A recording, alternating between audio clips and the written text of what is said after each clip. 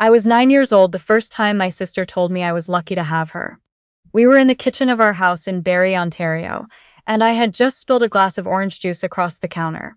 It soaked into the corner of a birthday card our grandmother had sent me. The envelope, the card, the $10 bill tucked inside. My sister, who was 15 at the time, looked at the mess and then looked at me and said, very calmly, "You'd lose your head if it wasn't attached. Good thing I'm here to keep track of you." She said it with a smile. That was always the part that made it hard to explain to people later. She smiled when she said it, so it sounded like affection. It sounded like she was looking out for me. And everyone in the room laughed, including my mother, and I stood there with orange juice dripping off the counter and understood something for the first time that I wouldn't have words for until I was much older. That my sister had found a way to make me feel small that looked, from the outside, exactly like love. Her name is Lynette. She's 4 years older than me. We grew up in a semi-detached on a quiet street where the neighbors knew our names and our parents coached minor hockey, and everyone thought we were a close family, because from the outside we were. Dinners together. Vacations to the cottage in Muskoka every August. Christmas with the full extended family.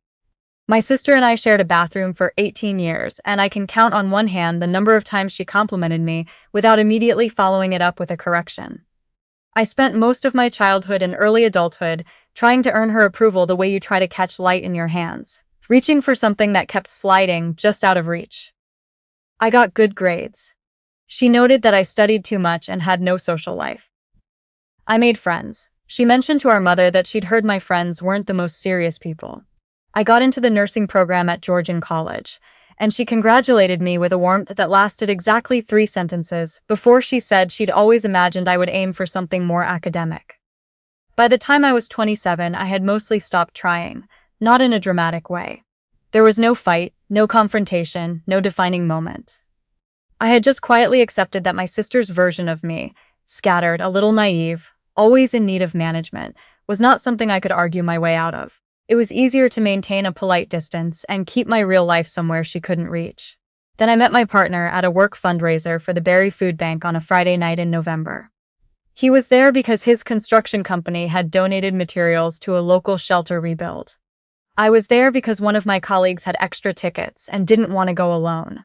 He was standing near the back with a cup of bad coffee, looking slightly out of place in a room full of people trying very hard to look important, and when I accidentally walked into the same space he was trying to occupy near the coat rack, he stepped back and said, "Sorry, I think I'm in everyone's way tonight." I said, "So am I. We can be in the way together." He laughed. We talked for 2 hours. By the end of the evening, he had my number, and I had the feeling you get sometimes when you meet a person and something in your chest just settles. His name is Graydon. He's 33. Owns a mid-sized residential construction company out of Innisfil, has a golden retriever named Biscuit, and is the kind of person who remembers what you told him 2 weeks ago and asks you about it. He's not flashy. He doesn't need to be the loudest voice in the room. He is steady in a way that took me a little while to trust because I had spent so many years bracing for the criticism buried inside the compliment. We dated for a year and a half. He proposed on the dock behind his parents' cottage on Georgian Bay at the end of August, just as the sun was going down. No big production. Just him, me, the water, and a ring that had belonged to his grandmother. I said yes so fast. He told me afterward he wasn't sure I'd actually heard the question. We set a date for the following June. We booked a venue in Collingwood, a restored barn on the escarpment that could hold 80 people comfortably, with a catered dinner and a band that played everything from Motown to current country. I was genuinely, uncomplicated happy. That was the strange part, later. I remember the specific texture of that happiness. It was not nervous or conditional. It was just real. My sister had met my partner a handful of times by then. She was pleasant to his face. She told me privately that she thought he was sweet, which from her had always been a code word for unremarkable, but I let it go. I told myself that she was not my concern, that her opinion of my life was no longer something I needed to organize my feelings around. What I did not know was that 11 days before my wedding, while I was in the middle of a 12-hour shift at the hospital and completely unreachable, my sister drove 45 minutes north to Innisfil and sat across from my partner at his kitchen table and told him something that I had never told him myself. He called me when I got off shift at 7 in the morning. I was still in the parking lot, sitting in my car with my jacket half on, trying to decide if I was hungry enough to stop somewhere for breakfast. He asked if I could come over before I went home. His voice had a quality I hadn't heard from him before. Not angry, not cold, but careful, measured. Like he had been holding something for a while and wasn't sure what would happen when he finally set it down. I drove to his place in Innisfil.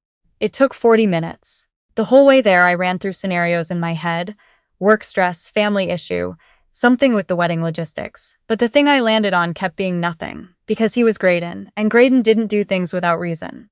He made tea. He sat across from me at the kitchen table. He said my sister had come to see him. He said she'd been calm, even kind about it, like she was doing him a favor by telling him. She had told him that 2 years before I met him, I had been engaged to someone else, that the engagement had ended because I had hidden a significant amount of debt from that person. Credit cards, a personal loan, money borrowed from a family friend that had never been repaid. She told him I had a pattern of financial dishonesty that had come up multiple times, and that the family had tried to address it, but that I got defensive and shut down whenever it was raised. She told him he deserved to know before he signed a marriage license with me. I sat with that for a moment, then I put down my tea. Because there had been an engagement. That part was true. His name was Brendan, and we had been together for almost 3 years, and yes, it had ended. But the story of why, the real story, was nothing like what my sister had told him. When I was 24, I was in a serious relationship with a man I had met during my clinical placement year. He was a few years older, confident, very good at making me feel like the most important person in the room when it suited him, and very good at making me feel like the least important person in the room when it didn't. The financial situation my sister described was real in the sense that the debt existed. What she had left out was context that changed everything. Brendan had lost his job midway through our relationship and had asked me to cover household expenses for a period he said would be temporary. I had put things on my own credit cards. I had borrowed money from a family friend, a woman named Patty, who had known me since childhood and had offered without being asked because she could see what was happening. The personal loan was to cover a car repair that we both needed and that he had promised to repay half of and never did. When the relationship ended, it ended because I finally understood that the imbalance between us was not a temporary problem but a permanent design. I spent the next 2 years paying off every dollar of it. There was no deception. There was no pattern of dishonesty. There was a young woman in a difficult relationship who took on too much and then got out and handled it. My sister knew this. She had driven me to Patty's house the day I asked to borrow the money. She had listened to me cry about Brendan on our parents' couch the night I ended it. She had sat in the very same kitchen where she later sat across from my partner, and she had said, "You deserve someone better. You know that, right?" And then, 11 days before my wedding, she had taken that knowledge and she had used it like a scalpel. I told my partner everything. Right there at the kitchen table while the tea went cold and the morning came fully through the window. The debt, Brendan, the car repair, Patty, the years it took me to pay it all back. I told him the number I had owed, and the number I had paid, and how long it had taken. I held nothing back, not because I had anything to hide, but because I was done with the habit of making myself smaller to avoid someone else's discomfort. He listened to all of it. When I was finished, he was quiet for a moment. Then he said, "Why didn't you tell me about Brendan?" It was a fair question. I had mentioned a previous serious relationship, but I hadn't gone into detail, not because I was hiding it, but because that chapter of my life felt closed, and I hadn't found the right moment to open it deliberately. I told him that. I also told him that I understood if the way he'd found out made everything feel less certain, and that I would rather we take whatever time he needed than rush past something that deserved honesty. He reached across the table and put his hand over mine and said, "I believe you." He didn't say it like a concession. He said it the way he said most things, like he had thought about it and meant it. And then he said something I wasn't expecting. "I think your sister knows exactly what she did." We sat there for another hour. We talked about Brendan and the debt and the parts of my 20s I had mostly kept to myself. He told me that nothing I had said changed how he felt about marrying me, but that he was angry, genuinely, quietly angry, on my behalf, and that he wanted to understand what had actually happened before we decided together how to move forward. That was the man I was going to marry. Someone who got angry on my behalf instead of at me. But the damage my sister had planted was still sitting in the house. And I knew, the way you know things you don't want to know, that her version of events was not just sitting with him. It would travel. She would have told our mother by now. Possibly our aunt. The story would have a current by the time we arrived at the rehearsal dinner, and I had no proof that my version was anything more than my word. What I did not know was that Patty had kept records. Our wedding rehearsal dinner was held at a small Italian restaurant in Collingwood the evening before the ceremony. It was a Thursday in mid-June, one of those perfect Ontario summer nights where the air is warm but not heavy, and everything smells faintly of cut grass and lake water. The restaurant had a private room in the back with low lighting and exposed wooden beams and long tables set with white linens and candles in short glass holders. There were 22 people in that room, our immediate families, our wedding party, 2 close friends each. My partner's parents sat near the head of the table. His mother, a warm woman from Collingwood who had been nothing but kind to me since the day we met, was already laughing at something by the time I arrived. My sister was seated at the near end of the table with her husband. She was wearing a blue linen blazer and the expression she uses at family events. Open, pleasantly engaged, performing the version of herself that no one outside the family ever questions. She had called me twice since the conversation with my partner. I hadn't answered. She had texted once. Just wanted to make sure things are okay between us. I only said what I said because I care about you both. I had not replied. I had let her come tonight because uninviting her 11 days before a wedding required a conversation I hadn't yet had the energy for, and because some quieter part of me had believed that she would sit down and be decent and let the evening exist without incident. At 7:45 p.m., the door to the private room opened. I want to be honest about the fact that when I saw Patty standing in the doorway, my first thought was confusion. She was 61 now, her hair shorter than I remembered, wearing a practical navy blouse and sensible shoes, and carrying her canvas tote bag like she was arriving at a community center meeting, rather than a rehearsal dinner. I had not seen her in almost a year. I had not invited her tonight. I did not immediately understand why she was there. She spotted me before I reached her and crossed the room with a directness that told me something had already been decided before she walked through the door. She said my name. She said she was sorry to show up uninvited, and that she had tried to reach me, but I'd been hard to reach this week. Which was true, because I had barely been answering my phone. And that she needed 5 minutes before the evening went any further. I took her into the small hallway outside the private room, where the noise of the dinner became a gentle murmur behind the door. She opened her canvas tote and pulled out a folder. Inside the folder were documents I hadn't seen in years but recognized immediately. There was a letter from Patty confirming the original loan, hand-signed and dated. There were photocopies of every e-transfer I had sent her as repayment, printed from her bank records with dates. The final transfer was from 4 years ago. The full amount with a note in the memo line that I now remembered typing. Last one. Thank you for believing in me. There was also a printout of text messages, a conversation between Patty and my sister from 9 days ago. In it, my sister had asked Patty to confirm, if anyone in the family asked, that the debt situation had never been fully resolved, and that there had been a pattern of avoidance. Patty had said, no. Patty had said she would not say that's because it was not true. My sister had pushed once more, suggesting that Patty was being too charitable and that the family had a right to a clear picture. Patty had stopped responding. Patty had driven 90 minutes from her home in Orillia because she'd been sitting on those text messages for over a week and had finally decided that I needed to have them before I walked down any aisle. I stood in that hallway for what felt like a long time. I was holding a folder of documents that were, in the most literal sense, proof, not just that my version of events was accurate, but that my sister had actively tried to recruit someone into rewriting it, and the emotion I felt was not what I expected. It was not rage. It was something heavier and more settled than rage. It was the specific, exhausting grief of finally having evidence for something you have always known but could never hold in your hands. That the person who had smiled while she made you feel small was not careless or fearful or just a little thoughtless. She was deliberate. She had made a calculation. She had decided that the best outcome for her, whatever that outcome was, some version of control, some version of you needing her, was worth the cost of what she was willing to do to you. I walked back into the room. My partner was at my side before I crossed halfway to the table. He had watched my face come through the door and he had moved without needing to be asked. I handed him the folder. He read quickly. I watched his jaw tighten. We walked together to where my sister was sitting. I set the folder on the table in front of her husband, in front of our parents, in front of the candles and the white linens, and the 20 people who were supposed to be celebrating something good. I did not raise my voice. I had spent too many years being the scattered one, the one who needed managing, the one whose emotions were treated as evidence of her own instability. I was not going to perform that version of myself tonight. I told them clearly, all of them, what the folder contained.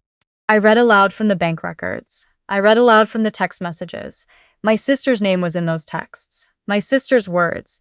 I did not editorialize. I did not need to. My sister said I was trying to protect him. My partner said she didn't need protecting from the truth. She needed protecting from what you were trying to do to it. That was the only exchange that happened. My sister did not push back further. Her husband put his hand on her arm. My mother looked at the table. My father, to his credit, looked at me and said nothing, which was better than what I'd feared. I asked my sister to leave. She gathered her jacket. She left. Her husband followed without making eye contact with anyone. The room was quiet for a moment. One of those silences that expands slightly before it settles. Then Patty, who was still standing near the door where I had left her, walked fully into the room and sat down at the empty chair that had been set for a guest who had canceled. Someone put a glass of Prosecco in front of her. My partner's mother caught my eye across the table and gave me a look that I will remember for a long time. Not pity, not dramatics, just a clear, direct acknowledgement. Like, I see what just happened. I see you. We got married the next afternoon. The ceremony was at 4 o'clock in the restored barn on the escarpment with the windows open and the Georgian Bay visible in the distance through the tree line. My partner cried at the altar quietly when I came down the aisle. His best man handed him a folded piece of tissue that looked like it had been prepared in advance. I laughed. He laughed. The officiant waited with patient amusement. My sister was not there. My parents were, because that was a different and more complicated conversation that we were not going to have in the 48 hours before the wedding. There will be a time for that conversation. It hasn't fully happened yet. These things rarely resolve in one clean moment. But I want to say something about what it felt like to stand in that barn, with the evening light coming through the windows, and Patty sitting in the second row and my partner's hands in mine. I had spent years believing that my sister's version of me was something I needed to outrun, that if I was careful enough, accomplished enough, careful enough with money and relationships, and the small daily impressions I made on people, I could eventually get ahead of the story she had decided to tell. What I know now is that this was never a race I could win by running faster. The story she told was not about me. It was about what she needed me to be. And the moment I stopped trying to correct it and simply started living in the truth of what I actually was, that was the moment her version stopped having anywhere to land. Patty gave a small toast at the dinner after the ceremony. She did not mention the folder or my sister or any of what had happened the night before.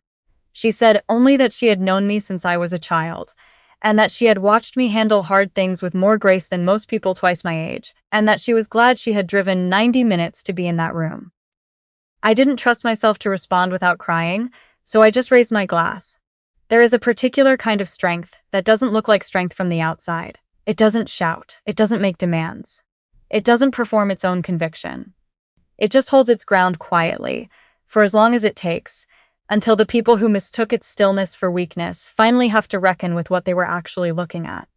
If you have ever had someone in your life, someone who was supposed to be in your corner, decide that the most useful version of you was a diminished one, I want you to know something. The folder exists. Maybe not literally. Maybe the evidence is a conversation you finally have, or a boundary you finally draw, or a morning you wake up and realize you have stopped measuring yourself against someone else's need to see you as less. But the folder exists, and when it arrives, you don't have to be loud about it. You don't have to perform your own vindication for anyone's benefit. You can just set it on the table, clearly and without apology, and let it say what it says. That's what I did. And the day after that, I got married in a barn on a hill in Collingwood on a perfect June evening, with the people who actually knew me sitting in the chairs and the lake just visible through the trees. And I was, for the first time in a very long time, completely and entirely myself. If this story stayed with you, if you've ever stood in a hallway holding proof of something you always knew but couldn't say out loud, I hope it reminded you that you're not imagining it, and you're not alone. Subscribe to Bold Revenge Tales for new stories every week. Turn on notifications so you never miss one. And come back for the next chapter, because the best ones are always still ahead.